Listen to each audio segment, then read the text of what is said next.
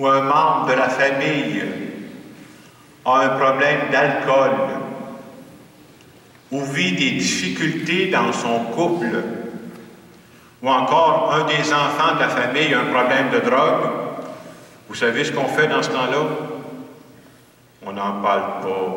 On évite le sujet, on ne veut pas parler de ça avec personne. Ça s'appelle le déni. C'est bon de savoir que dans notre société où on vit, nous autres au Québec, il en existe un déni qui est très fort. Un sujet dont on ne veut pas parler. Et ce sujet-là, c'est la mort.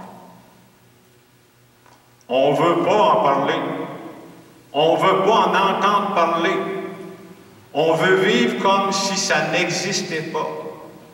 Et pourtant, l'Église nous rappelle au mois de novembre comment c'est important de temps en temps d'en reparler, pas pour nous faire peur, là. Mais c'est une réalité. On ne peut pas y échapper, hein? On a beau vivre dans une société où la médecine progresse énormément. C'est vrai, hein? Mais même si la médecine progresse énormément, quel est le taux de mortalité dans notre pays? 100%. Tout le monde meurt. Il n'y a aucune exception à ça, là. Tout vivant va mourir à un moment donné. On n'y échappe pas à ça.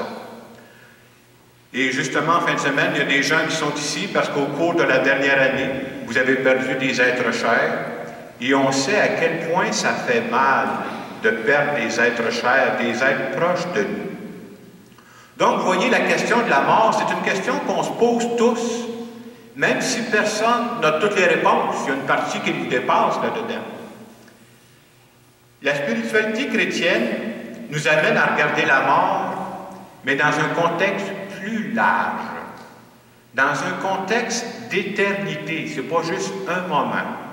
Et vous savez, on a même beau être croyant, de croire en Dieu, pour beaucoup de personnes, ce n'est pas évident de croire à la vie après la mort. Mais c'est important de se poser ces questions-là parce que naturellement, vous regarderez là, naturellement, un moment ou l'autre de la vie, cette question-là arrive.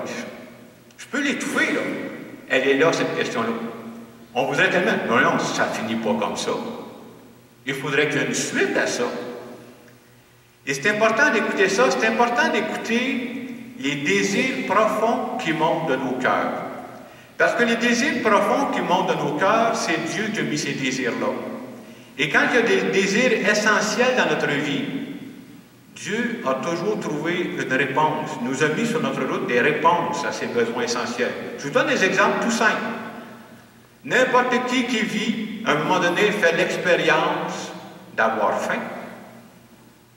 Et Dieu a mis sur notre terre la nourriture pour combler cette faim-là. N'importe qui vit va faire à un moment donné l'expérience d'avoir soif. Et Dieu a mis dans notre monde de l'eau et d'autres formes liquides pour combler nos soifs. Un autre besoin qu'un être humain finit toujours par ressentir à un moment donné ou l'autre de sa vie, on a besoin de ne pas être tout seul. J'ai besoin de savoir que je suis entouré, j'ai des personnes autour de moi, j'ai besoin de ça.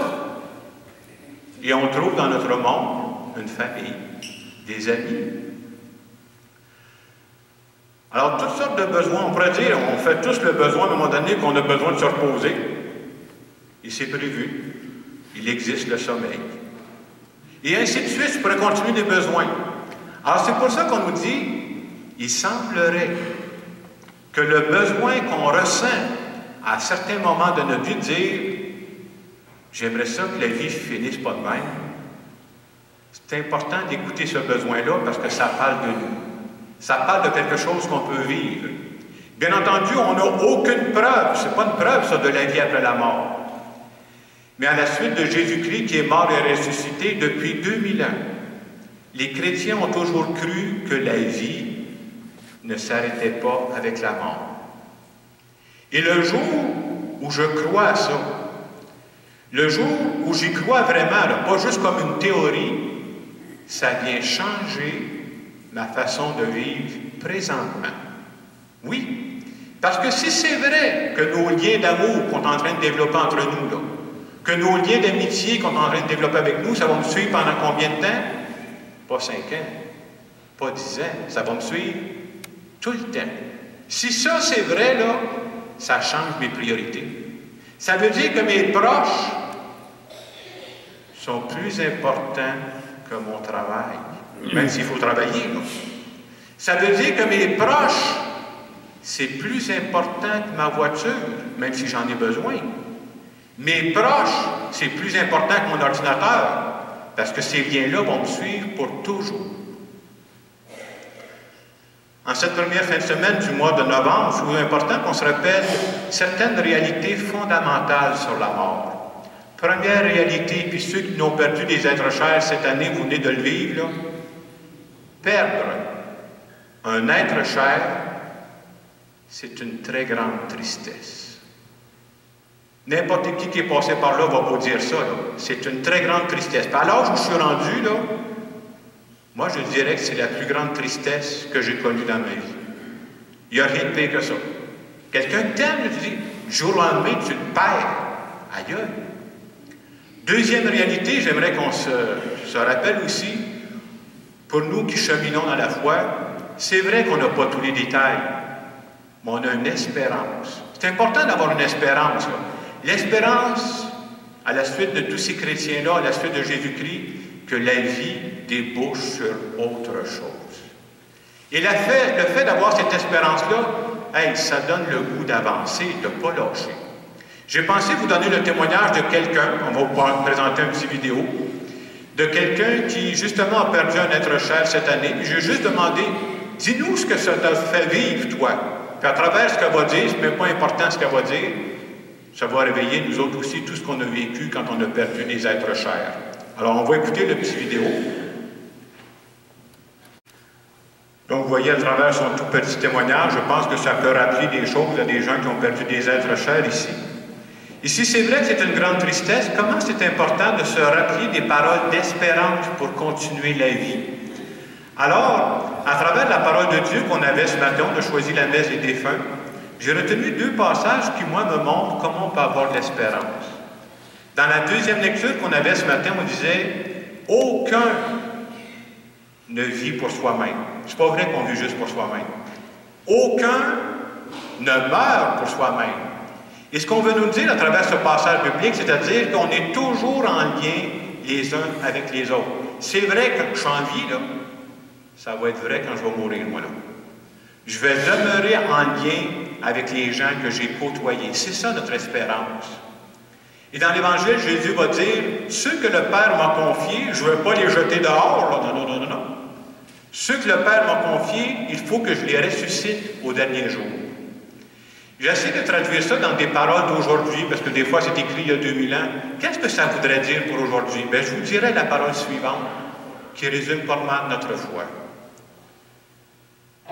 Peu importe que vous ayez perdu des gens cette année ou il y a plusieurs années, si un jour, dans ta vie, tu as perdu ta mère, j'aimerais juste te dire ce matin que tu n'avais pas juste une mère, tu auras une mère pour toujours qui va veiller sur toi. Si un jour dans ta vie, puis je ne sais pas quand c'est arrivé, là, tu as perdu ton père, j'aimerais te dire que tu n'avais pas juste un père. Tu auras un père qui va veiller sur toi pour toujours. Si un jour dans ta vie, tu as perdu ton conjoint, ta conjointe, j'aimerais te dire que le lien d'amour que tu avais développé avec lui ou avec elle va te suivre pour l'éternité. Et si un jour, dans ta vie, tu as perdu un enfant, et Dieu sait que ça fait mal, je vais vous dire, j'en fais moi, des funérailles d'enfants, je vais vous dire ce que je fais, je ne regarde jamais les parents, je vais broyer. Hey, c'est une grande souffrance. Si un jour dans ta vie, tu as perdu un enfant, j'aimerais te dire que le lien que tu avais commencé à développer avec ton enfant va te suivre pour le reste de ta vie. Ça, c'est notre espérance à nous autres. Et c'est important de se le redire de temps en temps. Parfois, les gens me demandent, mais Jacques, pourquoi il faut prier pour les défunts? Ils sont morts. La raison pourquoi on prie pour nos défunts, c'est qu'on croit dans notre foi qu'ils continuent de vivre dans une autre dimension. On croit sincèrement qu'ils continuent d'être en lien avec nous, même si on ne peut pas se parler comme moi je vous parle ce matin. Nous autres, on croit qu'avec la mort, la vie n'est pas détruite. Elle est transformée.